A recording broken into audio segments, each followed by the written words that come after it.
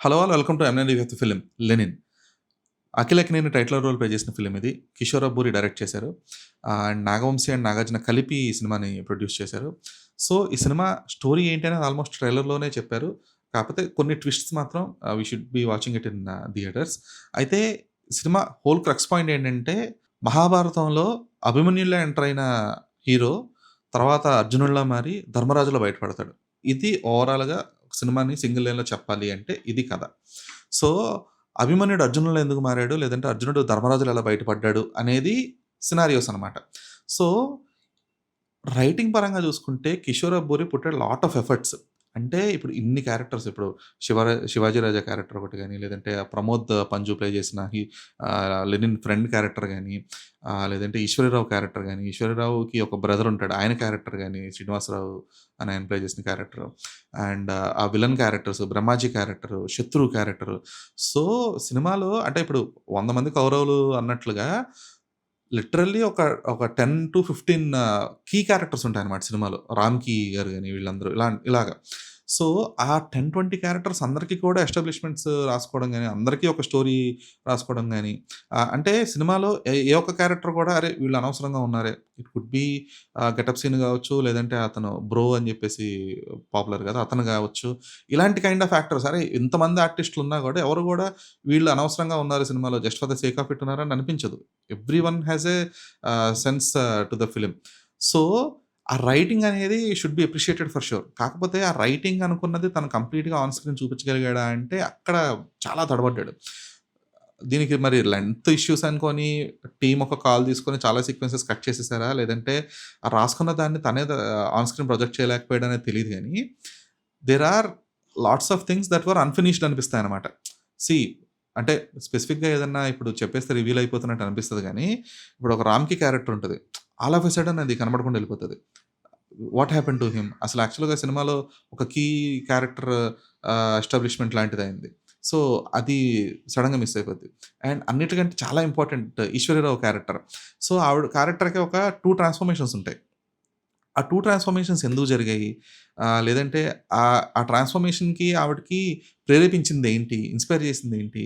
ఇలాంటి kind of ఒక కొన్ని థింగ్స్ వాళ్ళు చాలా సింపుల్‌గా okay. Just for the sake of it అయిపోయిందన్నట్లుగా వదిలేసారు తప్పితే ఎక్కడా కూడా వాటిని ప్రాపర్‌గా ఎస్టాబ్లిష్ చేయడం లేదంటే ప్రాపర్‌గా ఎక్స్‌ప్లెయిన్ చేసే ప్రయత్నం అనేది చేయలేదు.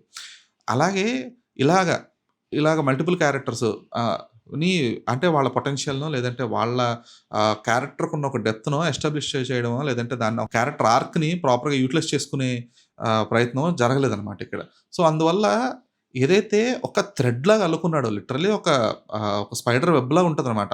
ఆ క్యారెక్టర్స్ అన్నీ గూడా. అది 'శివాజీ' క్యారెక్టర్ అవ్వచ్చు, లేదంటే ఆహ్, ఆహ్, 'ప్రమోద్ పంజు' క్యారెక్టర్ అవ్వచ్చు, 'ఈశ్వరీరావు' క్యారెక్టర్ అవ్వచ్చు, 'శ్రీనివాసరావు' క్యారెక్టర్ అవ్వచ్చు. చాలా ఇలా మల్టిపుల్ ఈళ్ళందరూ గూడా ఒక లిటరల్లీ ఒక స్పైడర్ వెబ్‌లో అందరూ కీ క్యారెక్టర్సే.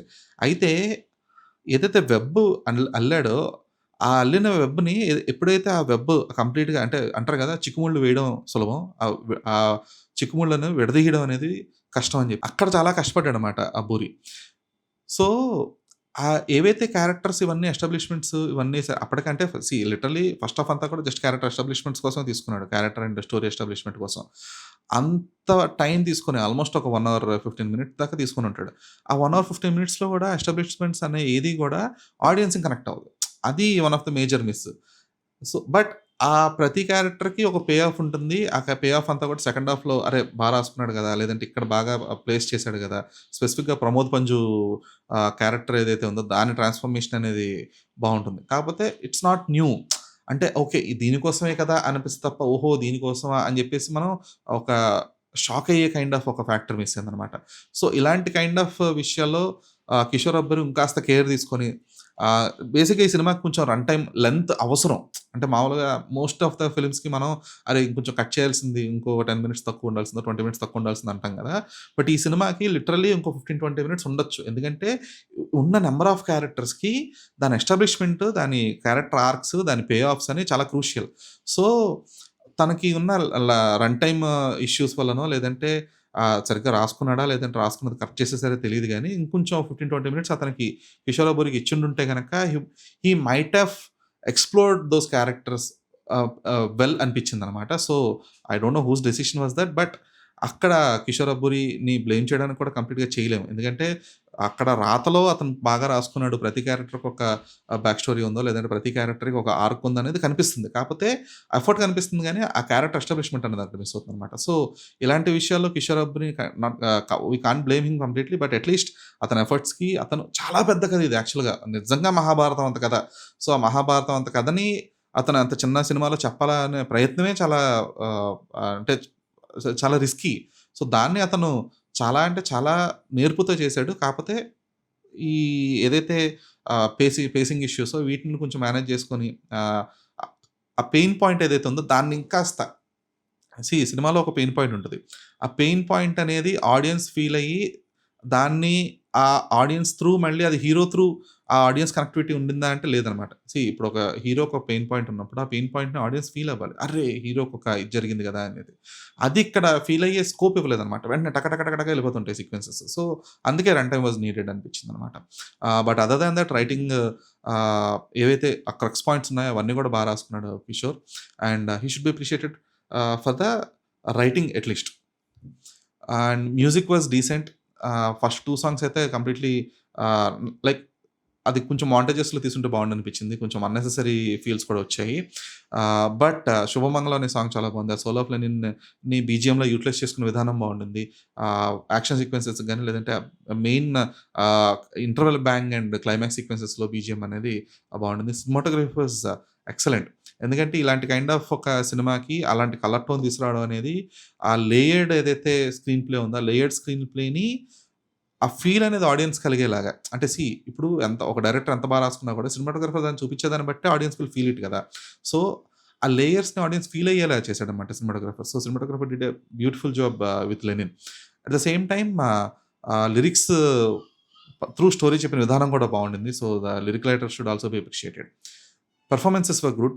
స్పెసిఫిక్‌గా అఖిల్‌ని అంటే అప్పుడు మొన్న నాగవంశి అన్నారు. అఖిల్‌కి కొంచెం కలర్ టోన్ డౌన్ చేసాము. సో, మనోడిలా ఉంటాడు, మీ వాళ్ళలా ఉంటాడు అని చెప్పేసి. సో, టోన్ డౌన్ చేశారు ఇదంతా సెకండరీ. కాకపోతే అఖిల్ తనని తాను ప్రెజెంట్ చేసుకున్న విధానం బావుందనమాట.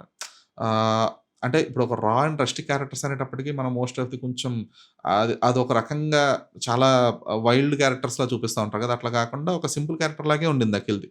అంటే మనం ఆహ్, ఒక 10, 15 ఇయర్స్ బ్యాక్ వెళ్తే గనక 'నాగార్జున' గారు లేదంటే 'వెంకటేష్' గారు ప్లే చేసిన రోల్స్ ఉంటాయి కదా కొన్ని. ఊర్లో ఒక కుర్రాడు అలాంటి కైండ్ ఆఫ్ ఒక సింపుల్ 'రాముడు మంచి బాలుడు' కైండ్ ఆఫ్ క్యారెక్టరే ఉండింది అఖిల్‌కి. అందువల్ల అది మోర్ ఆఫ్ కొంచెం రిలేటబిలిటీ కూడా తీసుకొచ్చిందనమాట క్యారెక్టర్‌కి.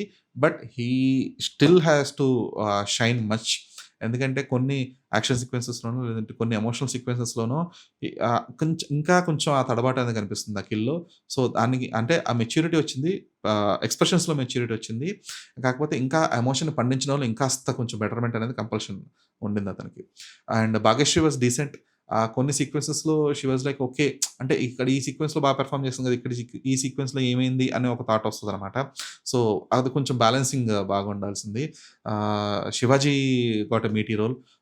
కాకపోతే అది కూడా అదే అంటే అది ముందు చెప్పినట్టుగా ఆ క్యారెక్టర్ ఆర్క్స్ అనేవి ఎందుకలా బిహేవ్ చేస్తున్నాయనే ఎస్టాబ్లిష్‌మెంట్స్ అనేవి ఇంకాస్త ప్రాపర్‌గా ఉండుంటే గనక అది బాగా వర్కౌట్ అయ్యేదనిపించింది. So, other than that ah, cinema యాక్చువల్‌గా ఒక డీసెంట్ ఫిల్మ్ ఇది. కాకపోతే ఏంటంటే ఒక కంప్లీట్‌నెస్ ఇవ్వదనమాట. సీ ఇది ఒక ఫుల్‌ఫిల్‌మెంట్ ఇచ్చే సినిమానో, లేదంటే ఒక కైండ్ ఆఫ్ ఒక సాటిస్ఫాక్షన్ ఇచ్చే సినిమానో కాదు 'లెనిన్.' ఇది ఒక పెయిన్‌తో ఆడియన్స్‌ని బయటికి పంపించేదే. అయితే ఆ పెయిన్ పాయింట్ అనేది it's not like relatable or something. కాతే ఆ పెయిన్ పాయింట్ అనేది కనెక్ట్ అవ్వలేదు. అంటే ఆ కనెక్ట్ అయ్యేంత టైం ఇవ్వలేదు. సో, ఒక పెయిన్ ఇష్యూ జరిగిన తర్వాత అది ఇమ్మీడియేట్‌గా టక టక టక అని చెప్పేసి వేరే వేరే సీక్వెన్సెస్‌కి లీడ్ అయిపోతాయి తప్పితే, ఆ హీరో ఎలా ఫీల్ అవుతున్నాడు? ఆ హీరో పెయిన్ ఆడియన్స్ ఫీల్ అవుతున్నారా? ఇలాంటి విషయాల్లో ఇంకొంచెం కేర్ తీసుకొని ఉండాల్సింది. So, keeping these minimal negative points aside and కొంచెం ఆ ప్రాబ్లమాటిక్ ఫస్ట్ హాఫ్‌ని కొంచెం పక్కన పెట్టేస్తే 'Lenin' is a decent watch. Ah, 'Akhil's' performance is good.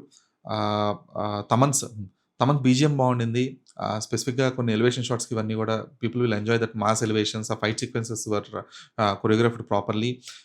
ఏదైతే ట్విస్ట్స్ ఉన్నాయో మెయిన్ ట్విస్ట్స్ బాగా వర్కౌట్ అయినాయి. అండ్ 'ప్రమోద్ పంజు' పెర్ఫార్మన్స్ అనేది బావుండింది. One of the major highlight కూడా అది. So, keep your expectations right. అంటే సీ ద టీమ్ ఎప్పుడు గూడా మాదేదో అద్భుతమైన సినిమా అని వాళ్ళు చెప్పలేదు. But at the same time ఒక 2.5 hours will have the maximum entertainment లేదంటే will have the maximum engagement అనే కైండ్ ఆఫ్ ఒక థాట్ ప్రాసెస్‌తో కాకుండా ఒక simple decent film with few decent ట్విస్ట్స్‌తో చూసి ఎంజాయ్ చేయాలనుకుంటే మాత్రం 'Lenin' will be a fine watch. This is Dheeraj signing of.